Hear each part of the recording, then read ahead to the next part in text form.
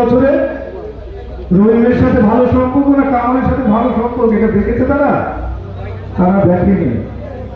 ঘুমাতে পেরেছেন বাড়িতে ঠিক মতো? পারেনি। মারা গিয়েছে, বাবা মারা গিয়েছে, কবরটাও দেখার সুযোগ হয়নি। জেলখানায় ছিলাম আমরা, দেখেছি অনেকের বাবা মারা গেছে, হাও মা করে কাঁদছে, কিন্তু দেখার কোনো সুযোগ নেই।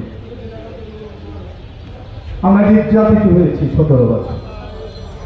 এখনো যদি আমাদের ঘুম না ভাঙে, এখনো যদি আমরা সচেতন না হই, এখনো যদি ধানের শীষের প্রতি ভালোবাসা না আসে, এখনো যদি বিএনপির প্রতি ভালোবাসা না আসে, কখন আসবে ভাই? আবার 17 বছর ফিরে যেতে চায়? এই জামাত আওয়ামী লীগের চোখ খারাপ। আপনার অস্তিত্ব রাখবে না, অস্তিত্বহীন হয়ে যাবে না। আর জামাতের সাথে যদি আমরা অস্তিত্বহীন হয়ে যাই, আগামী দিনে কেউ ভালোভাবে চলতে পারবেন না। সমাজ অত সহজ না। এই কারণে সমস্ত ভেদাভেদ ভুলে যেতে হবে। আজকে ঋণ শোধ করতে হবে। বেগম খালেদা জিয়া 7 বছর বিনা বিচারে বিনা চিকিৎসায় গেছিল, তার ঋণ শোধ করার সময় এসেছে। 12 তারিখে ঋণ শোধ করবেন না আপনারা? 17 বছর তারেক রহমান বাংলাদেশে আসতে পারেনি, সেটা ঋণ শোধ করবেন না? করবেন না ভাই? আপনারা করবেন? ঋণ শোধ করার সময় এসেছে আমাদের।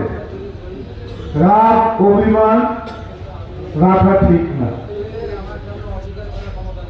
এই 700 উপজেলা অনেক কিছু দেখেছি আমরা, আমি বলতে চাই না। আলহাজ আলী কদর সাহেবের রক্তের উপরে দাঁড়িয়ে, আলহাজ আলী কদর সাহেবের রক্তের উপরে দাঁড়িয়ে, যৌবনের উপরে দাঁড়িয়ে সৃষ্টি হয়েছে 700 উপজেলা।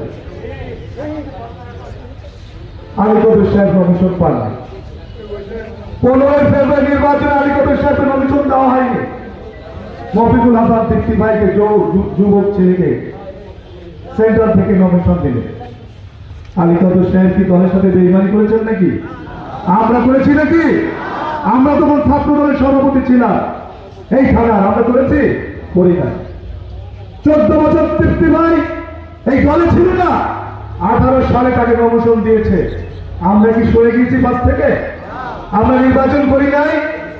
এই হাসান ভাই রয়েছে, অ্যাডভোকেট মোস্তফা কামাল মির্জা, আমি, আমরা 3 জন এই তৃপ্তিভাগে সর্বপ্রথম এই দিতে আর এই নিজামপুরে আর লক্ষণপুরে আমরা নির্বাচনে নামিয়েছি। উনি নামতে চাচ্ছেন না। মহাসচিব বারবার বলছেন ওনাকে মাঠে নিয়ে যান। আমাদের